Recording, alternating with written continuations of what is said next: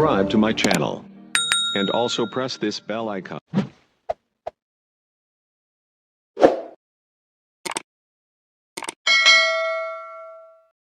Tuanzie hapa kwa Mpanzu. Ni kweli Mpanzu amezaliwa huko? Alafu pale ndo bado ana fulana timu pale. Kwa alichokifanya jana pale bado ana fulana timu. Sasa chukua mechi kadhaa atakapokuwa na fulana timu, basi kuna matukio mengi sana ambayo atayafanya akiwa na klabu ya Simba. Nadhani kwa bao ambalo amelifunga of course ni bao muhimu sana, sio tu kwa klabu ya Simba kwenye mchezo wa jana, sio tu kwa mashabiki ambao walikuwepo uwanja wa Airtel pale Singida, lakini ilikuwa anarejesha matumaini yake katika kile ambacho amekuwa akifanya. Nadhani ndio mchezaji ambaye amepitia wakati mgumu zaidi kwa hivi karibuni kwa klabu ya Simba. Of course ni watu wana matumaini makubwa sana na Elie Mpanzu yule ambaye amemaliza msimu jana kutokana na kiwango bora ambacho amekuwa nacho, lakini kwa hivi karibuni ni kama amekuwa anapitia sintofahamu, na hii ni baada pia ya kuhusisha masuala ya kifamilia. Kuna namna ambavyo imemtoa kwenye ule ubora ambao tulikuwa tunaamini uko nao. Ameshindwa kwenye baadhi ya mechi kututhibitishia kwamba yule Elie Mpanzu ambaye alimaliza msimu ndio huyu ambaye tuko naye kwenye msimu wa 2026, lakini baada ya kufunga kwenye mchezo wa jana nadhani nakwenda kurejesha ile confidence kubwa, na ndio maana ndo goli pekee ambalo wachezaji wengi wa Simba jana walishangilia, mashabiki wengi wa Simba walishangilia. Kwa hiyo nilikuwa nawaelewa kwa sababu wameshangilia kulingana na dakika zilizokuwa zinaenda, alafu ndo bao ambalo linakupa alama 3. Jambo la kwanza. Jambo la pili, mchezaji ambaye amekuwa ana muendelezo mzuri mbali na kuwa anapewa nafasi ya kucheza. Kwa hiyo baada ya kufunga goli uliona kila yule ambaye alikuwepo katika uwanja ule wa Airtel pale mchezo wa jana aliweza kulipokea kwa furaha kubwa sana. Sio tu kwa Elie Mpanzu, uliona ile shauku na namna ambayo wachezaji wenzao walimsupport katika kile ambacho alikifanya. Kwa hiyo kwangu mimi nadhani nitampongeza zaidi baada ya kupitia wakati mgumu na jana kuweza kufunga bao lake la kwanza, assist safi kutoka kwa Triple C Mwamba Lusaka Chama Clatous. Mwamba Lusaka Chama Clatous. Wanasema pasi zile zinapigwa na wachezaji mmoja mmoja sana hapa duniani. Clatous Chota Chama, huu ndio ubora wa Simba ambao walikuwa na uhitaji kutoka kwake. Nilizungumza kwamba wakati tetesi za Chama Clatous kwenda Simba, mimi ndo nilizianza. Yaani kana nasema kwa namna ambavyo Simba inacheza chini ya Jean Shalea wa kina Neo Maema na wale ambao walikuwa wanapewa nafasi ya kucheza kwenye hilo eneo kwa maana namba 10, sikuwa naona kama wanaweza kufanya hata nusu ya kile ambacho Chama alikuwa anakifanya akiwa Singida. Nakumbuka interview ya kwanza kutamani Chama aweze kurejea kwenye kikosi cha Simba nilikuwa ni mimi. Alafu baada ya siku 2 ile taarifa ama tetesi zikaanza na ikawa ni kweli, mbali na kuwa kulikuwa na maneno mengi sana. Watu wakazungumza kwamba Chama kurudi kwenye kikosi cha Simba, Simba itakuwa imefeli. Lakini mimi nilisimama kwenye msimamo wa kuamini endapo Chama atakuja kwenye kikosi cha Simba akashindwa kutoa assist, akashindwa kufunga, hapo ndo nitaamini kwamba kiwango chake kimefeli ama si mchezaji ambaye anaifuata tena klabu ya Simba. Lakini endapo atakuja na akafanya kile ambacho Simba inakikosa kwa wakati ule, basi tutawapongeza kwa sababu wamerudi kwenye ule ufanisi wa kutengeneza nafasi. Of course amecheza mechi karibia 9. Hajawa na mchango mkubwa sana, lakini unaona umuhimu wake. Kwenye kila mchezo anapewa nafasi ya kucheza, sio kwa bahati mbaya. Ni kutokana na ule uwezo wake wa kuiunganisha timu inapofunga safari kuelekea kwenye lango la timu pinzani. Nadhani ana assist moja na goli moja hivi sasa, si ndio?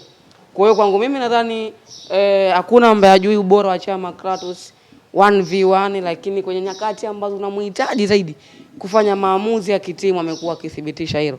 Kwa maana unaona dakika 85 Simba ioni namna gani ambavyo inaweza ikapata goli la pili na kuondoka na alama 3. Chama Clatous anatokea kwenye sehemu ambayo ulikuwa utarajii, aina ya pasi ambayo inapigwa pale, unapongeza uthubutu wake wa kuweza kuona, kwa sababu alianza kumuona Elie Mpanzu kabla ya kupiga. Ndio maana kwa wengi ambao hawajui mpira wanaweza kusema ilikuwa ni offside, lakini tayari alishatazama alishatazama na akampimia Elie Mpanzu speed ambayo uko nayo Elie Mpanzu na aina ya mpira ambao unapaswa kupiga, utafika kwa wakati sahihi.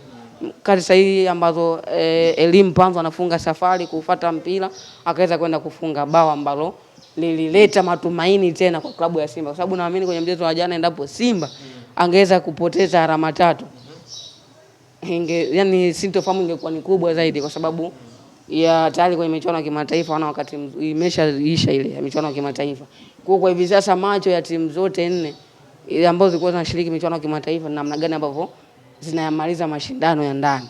Kwa hiyo ili sasa uweze kushinda ama kujawa kwenye nafasi nzuri za kutoa ubingwa, lazima kwenye mechi ngumu pia ushinde. Na ndicho ambacho kilitokea kwenye mchezo wa jana. Upongezwe kwa kucheza mpira mbaya, utapongezwa kwa kuondoka na alama 3. Ndio jambo muhimu.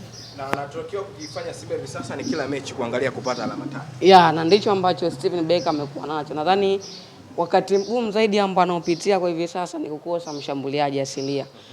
Kwa namna ambavyo namtazama ndugu yangu au kijana mwenzangu Mwangosi. Hadi hivi sasa mimi sijui ni mshambuliaji wa namna gani. Yaani sijajua ubora wake yeye kauweka kwenye engo gani. Namna ya kufinish, namna ya kuwa sehemu ya magoli kwa maana ya kuassist ama kwenye vichwa bado hakuonyeshi ni mshambuliaji wa namna gani.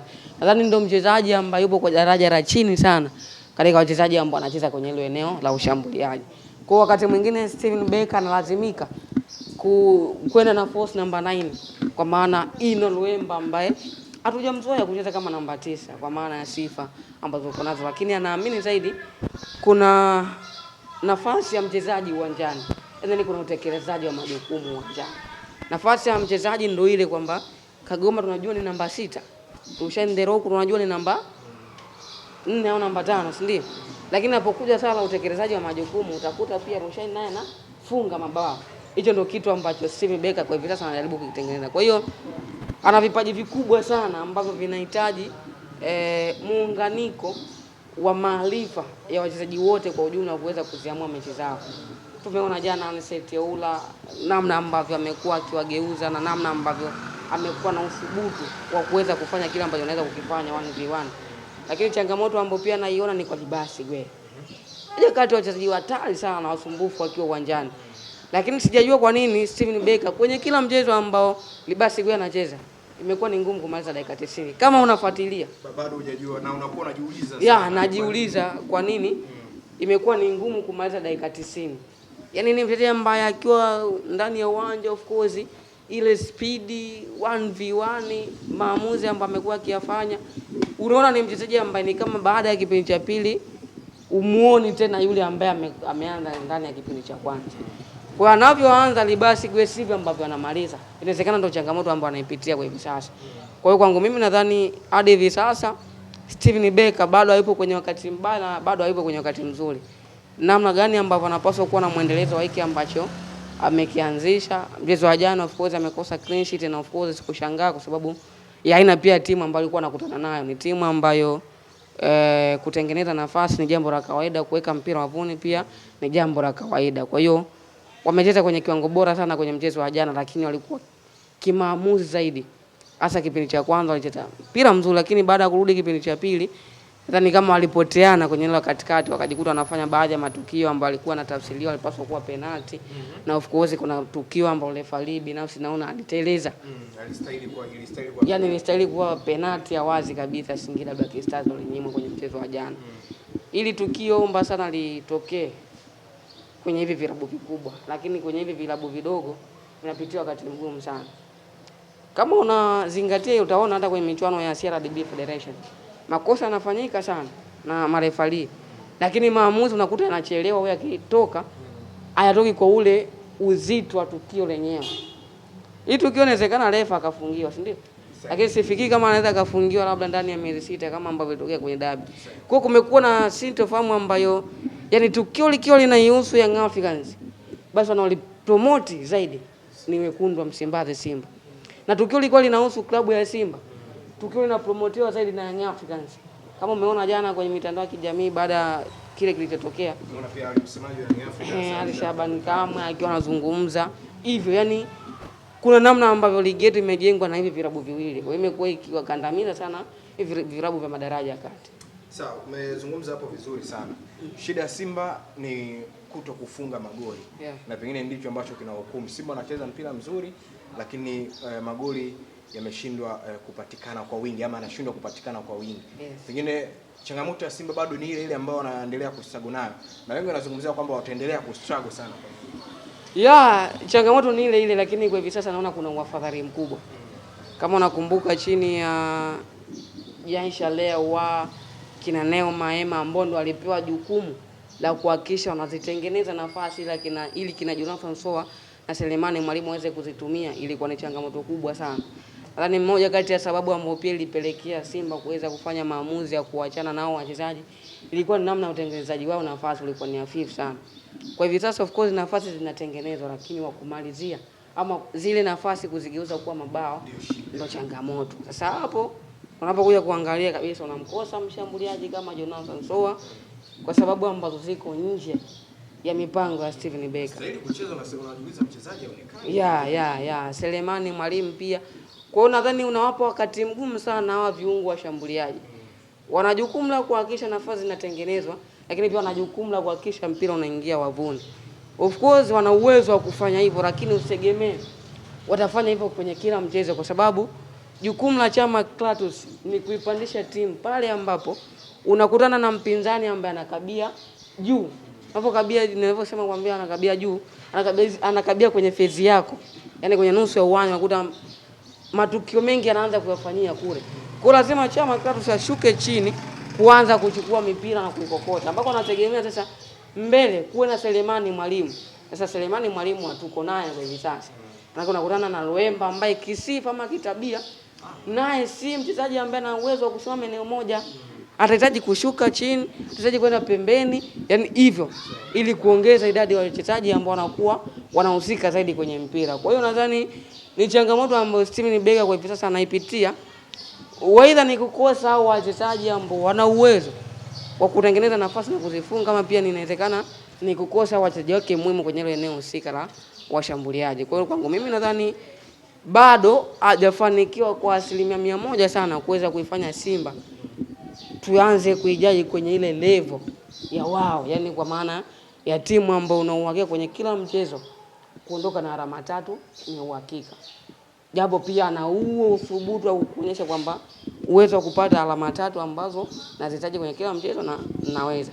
Kwa hivyo sasa namna ambavyo Simba inacheza, hebu tu kufikiria unamkosa mchezaji kama Lucien Dero, kama katika wale wawili ambao wanacheza pale eneo la nyuma bali mmoja aondoke ama apate tu injury au kadi. Una namna ambavyo timu ita struggle. Hakutakuwa na beki ambaye ana uwezo wa kumzuia mshambuliaji msumbufu kama kwenye mchezo wa jana. Kwenye mchezo wa jana Lucien kuna nyakati alikuwa anageuzwa sana, lakini bado kwenye nyakati akaonyesha kwamba yeye ni mchezaji wa daraja la namna gani. Lakini ukija pia kwa Kagoma, endapo atakosekana kwa hivi karibuni, Arasani Kante yuko kwenye kiwango bora sana, lakini Nabi amekuwa pale nafasi ya kucheza.